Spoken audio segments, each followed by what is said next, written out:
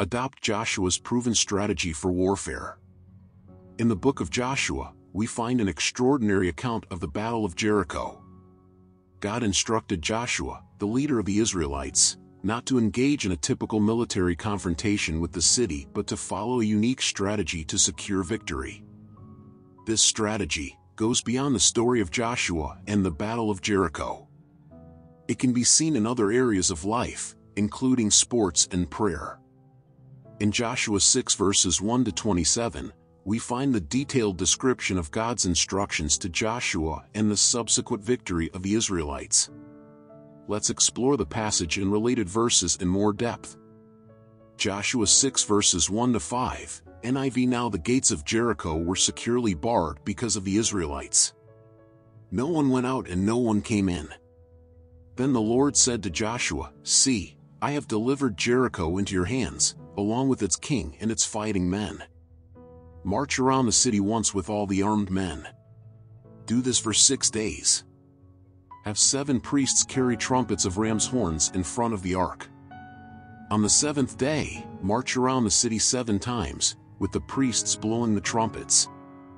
When you hear them sound a long blast on the trumpets, have the whole army give a loud shout, then the wall of the city will collapse and the army will go up, everyone straight in." In this passage, God instructs Joshua on the specific strategy to conquer Jericho. They were to march around the city once a day for 6 days, with the priests blowing trumpets. On the 7th day, they were to march around the city 7 times and shout when they heard the sound of the trumpets. The collapse of the city walls would signify their victory. Joshua 6 verse 20, NIV. When the trumpets sounded, the army shouted, and at the sound of the trumpet, when the men gave a loud shout, the wall collapsed, so everyone charged straight in, and they took the city. This verse reveals the fulfillment of God's promise. When the Israelites followed the instructions and shouted, the walls of Jericho collapsed, allowing them to enter and conquer the city. The story of Joshua and the Battle of Jericho showcases a unique strategy instructed by God, which involves circling the city and then shouting at a specific moment. This strategy was successful because it demonstrated the obedience, faith, and trust of Joshua and the Israelites in God's guidance. Additionally, the practice of praying in our closets or private spaces, as mentioned in Matthew 6 verse 6, signifies a focused and intimate conversation with God. By circling round a matter in prayer, and also pacing round physically in our closets, we present our concerns and challenges to God, seeking His guidance and intervention. Furthermore, the idea of circling or pacing round a matter in prayer aligns with the belief that God sends His angels to fight on our behalf. In Psalm 34 verse 7, NIV, it is written, "The angel of the Lord encamps around those who fear Him, and He delivers them." By praying in our closets, symbolizing a dedicated and intimate place of prayer, we present our concerns and challenges to God. It is through this act of circling round in prayer that we invite His divine intervention and assistance, as represented by the sending of angels to fight for us. This strategy, as rightly pointed out, goes beyond the story of Joshua and the Battle of Jericho. It can be seen in other areas of life, including sports and prayer. One notable example is that of Muhammad Ali, the legendary boxer. Ali employed a strategy known as the rope-a-dope, or dance like a butterfly and sting like a bee. He would use the ropes to evade his opponent's punches while conserving his energy. Ali would encircle his opponent, absorbing blows until the perfect moment to strike back with precision and win the battle. This approach mirrors the idea of pacing round a matter or opponent, waiting for the opportune moment to achieve victory. This demonstrates the effectiveness of pacing and waiting for the opportune moment to achieve victory. The practice of round paces does not have only spiritual connotations but also physical well-being.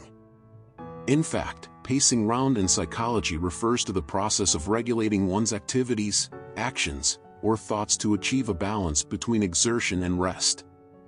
It involves setting a comfortable and sustainable pace to avoid becoming overwhelmed, fatigued, or burned out. When facing tension or stress, pacing can be a helpful strategy to maintain emotional well-being and prevent excessive strain. By pacing oneself, individuals can break tasks or activities into manageable parts, take breaks when needed, and prioritize self-care. This approach allows for a more sustainable and balanced approach to handling challenges, reducing the likelihood of feeling overwhelmed or experiencing heightened tension.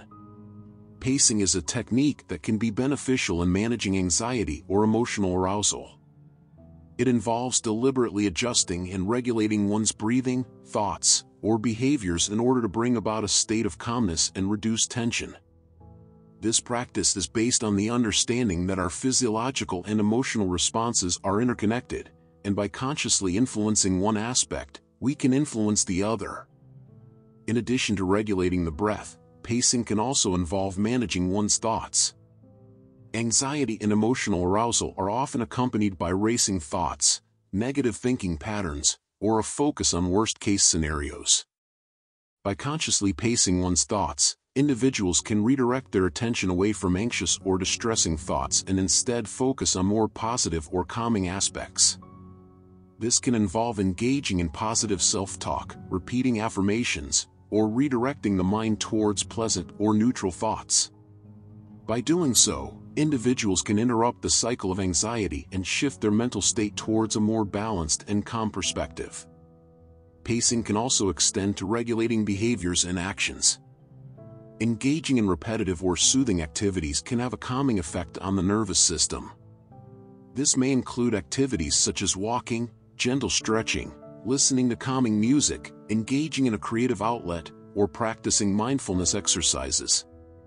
By consciously choosing and engaging in activities that promote relaxation, individuals can create a sense of rhythm and stability in their behaviors, which can counteract feelings of anxiety or emotional overwhelm.